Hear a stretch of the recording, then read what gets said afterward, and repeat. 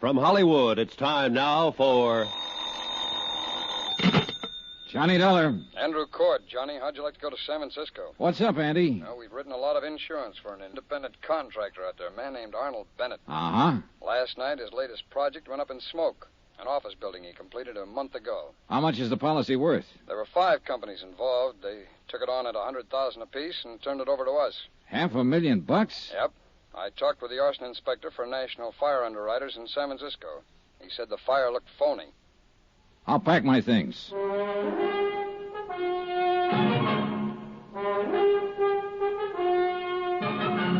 Tonight and every weekday night, Bob Bailey in the transcribed adventures of the man with the action-packed expense account, America's fabulous freelance insurance investigator. Yours truly, Johnny Dollar.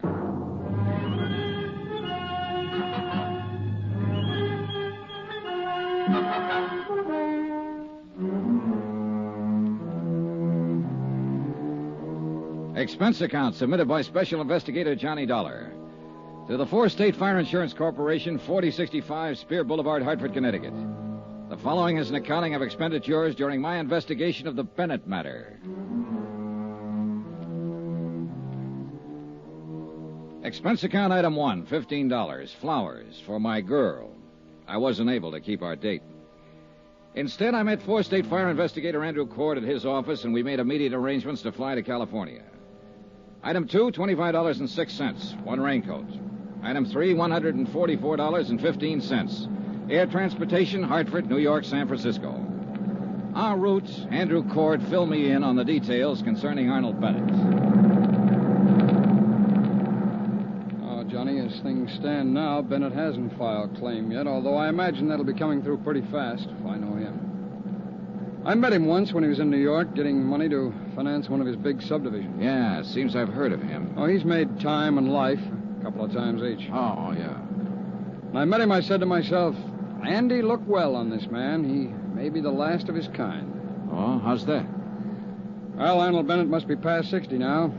He's been everything in his lifetime. Sailor, soldier, lawyer, financier, bootlegger, gun runner, Lord knows what all. Talked fast, worked hard, and what he couldn't get one way, he got another. All in all, he's done pretty well. It shows all over him. I didn't like him, Johnny. Well, go on. Well, maybe I was just jealous of his aggressiveness, or maybe it's that I've just heard stories of how he ran roughshod over big and little. About this new building Bennett's had burned down. Yeah. Well, the man in San Francisco is pretty sure the fire was of incendiary origin. Well, can he prove it? Well, that'll be up to him, and you and me. 4-State and National Fire Underwriters are going to handle the investigation. Federal, Great Atlantic, and Tri-State Underwriters aren't going to send any men at all. They figure it's best not to clutter things up. Yeah, but proving the fire was incendiary may not be too easy, Andy. Well, we'll see when we get there. There's a standoff motive in the whole thing. We can start with that. What's that? Bennett's in financial trouble, big trouble. Taxes, so on. The fire was an out. I see. Well, who's the arson man in San Francisco? Billy Underwood. Oh, good. Bill Underwood's one of the best arson men in the business. Well, it's going to take all of us to get Bennett, Johnny. We'll split it 3 ways. We'll let Underwood handle the fire evidence. You can play front force with Bennett, and I'll comb around in the financial situation. Yeah, well, we sure got our work cut out for us. But listen, Andy, you sound sort of scared of this guy, Bennett. I am, kind of. Why? Nobody's ever beat him.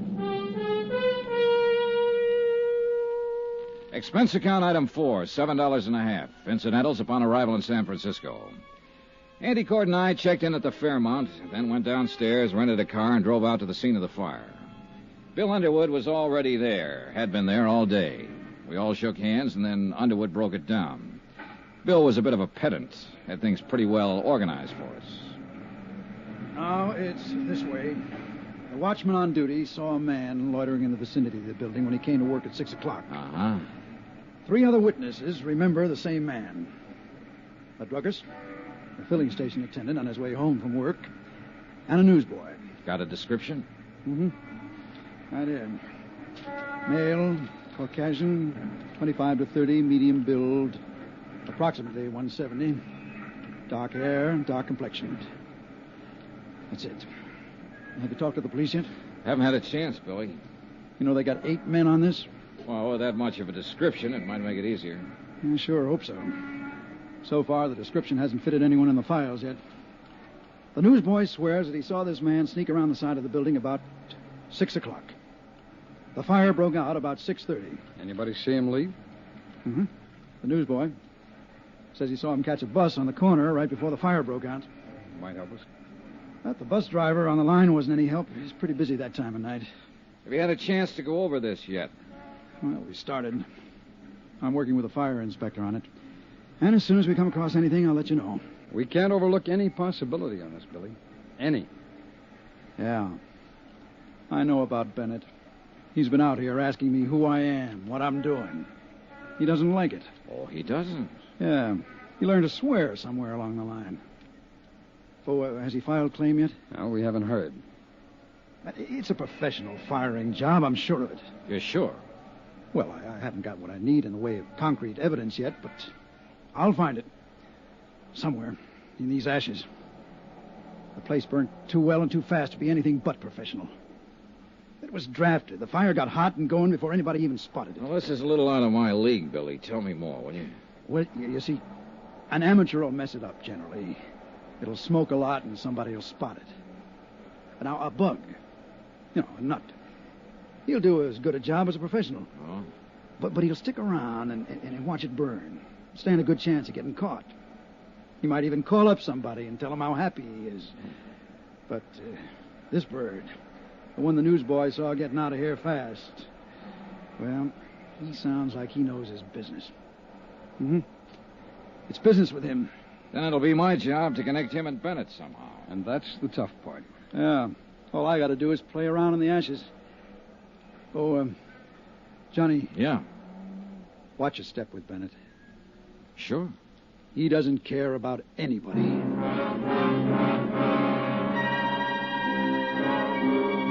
I spent another 2 hours with Cord and Underwood covering the ruins of the 10-story office building that had been gutted the day before. Underwood acquainted Cord and me with all of the necessary details, all he could. That night, we sat with the 3 witnesses at a special show-up in the Hall of Justice. 60-odd suspects were paraded out. There were no identifications. The next morning, while Cord and Underwood carried on with their part of the investigation, I went out to Arnold Bennett's real estate office near the Presidio. Remember that old saw, how a woman in love is always beautiful?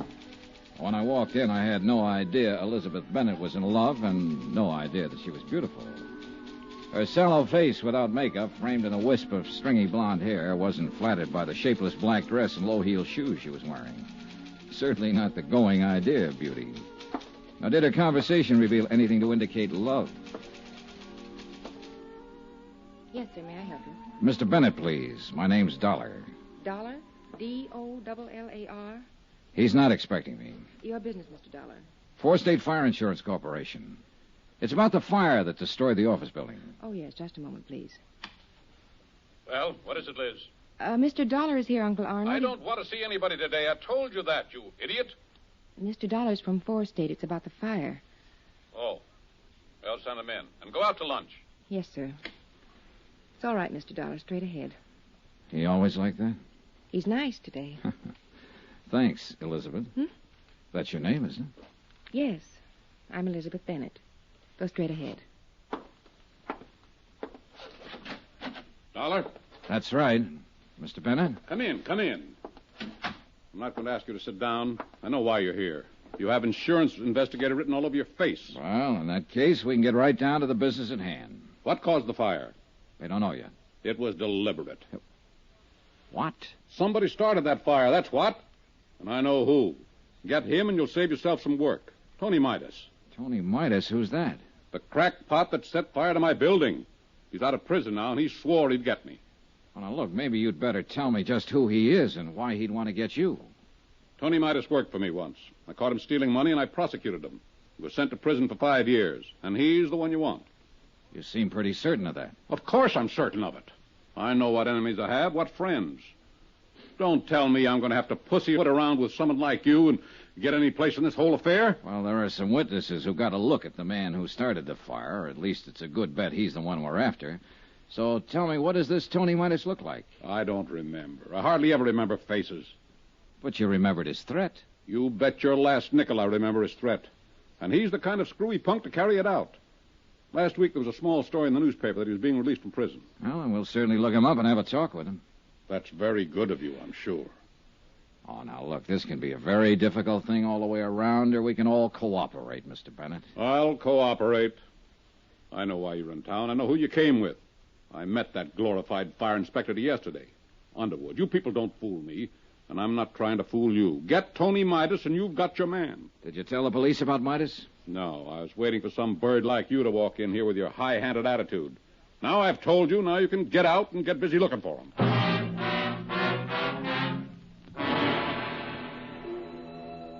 Arnold Bennett lived up to all of his advance notices, and then some. I'm paid very well to stand and take what I have to find out what I want to find out. Sometimes it's not enough money. A review of the trial and proceedings in which Tony Midas had been convicted of grand theft, his threats at the time of his trial substantiated Bennett's information. That didn't surprise me. What did surprise me was that one of the three witnesses identified Tony Midas's mug picture as the man seen in the vicinity of the building the night of the fire. An APB went out for Midas. The San Francisco police began to turn the town upside down looking for him. By 5 o'clock in the afternoon, the other two witnesses had made up their minds that he was the man they had seen after all. The case against Midas became stronger. It was imperative that he be located.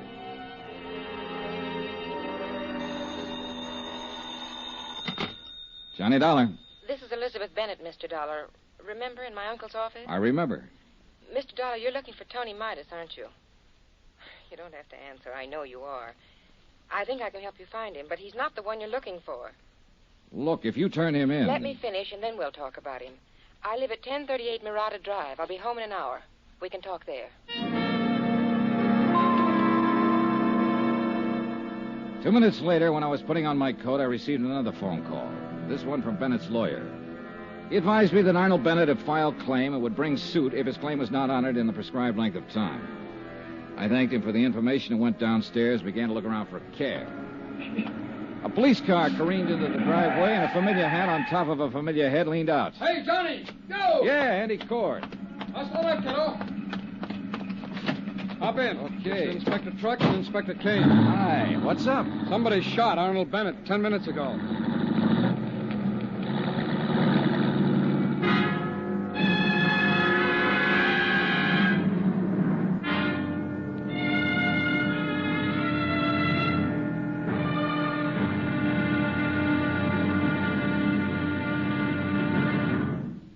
Now, here's our star to tell you about tomorrow's intriguing episode of this week's story. Tomorrow, the trail gets so rough, a couple of people just fall off dead. Join us, won't you? Yours truly, Johnny Dollar.